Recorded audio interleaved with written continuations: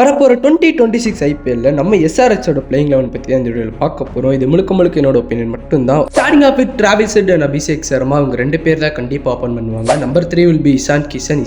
இந்த வருஷம் மேபி கேப்டனாக வாய்ப்பு இருக்குன்னு சொல்லி நிறைய ரிப்போர்ட் சொல்லுது. ஏன்னா கமின்ஸோட அவைலபிலிட்டி பற்றி இன்னும் க்ளீனாக தெரியல. அது மட்டும் இல்லாமல் இசான் கிஷன் டொமஸ்டிக்கில் ஜார்க்கண்டு கூட கப்படிச்சுட்டு வந்திருக்காரு. ஸோ அதுவும் இசான் கிஷன் கேப்டனாக ஒரு வாய்ப்பு இருக்குது. Number 4 will be Nitish Kumar Reddy. Number 5 will be Heinrich Klaasen தான் இந்த டீமோட விக்கெட் கீப்பர். ஏன்னா இசான் கிஷனை கூட விக்கெட் கீப்பராக போகலாம். பட் இசான் கிஷன் இந்த T20 வேர்ல்டு கப்பில் ஸ்டன்னிங் கேட்ச்லாம் எடுத்தார் ஃபீல்டரா. ஸோ அதனால தான் இசான் கிஷன் என்ன பொறுத்தவரைக்கும் ஃபீல்டராக இருந்தால் பெட்ரு. Number 6 will be Liam Livingstone. Number 7 will be Aniket Dharma first year. அப்படி அனிகேத் தர்மா சொதப்பினார்னா சலில் அரோரா அப்படின்ற ஒரு பிளேயரும் இருக்காரு. நம்பர் 8ல பேட் கமின்ஸ் இல்லாதனால நம்ம Jack Edwards or Brydon Carse எடுத்துக்கலாம். ஜேக் எட்வர்ட்ஸ் என்ன கேட்டால் அவர் டாப் ஆர்டரில் தான் பெஸ்ட்டு, நிதிஷ்குமார் இடத்துல தான் பெஸ்ட்டாக இருப்பார். பட் ஆல்ரெடி என்கேஆர் இருக்கனால நம்ம பிரைடன் கார்ஸை எடுத்துக்கலாம்.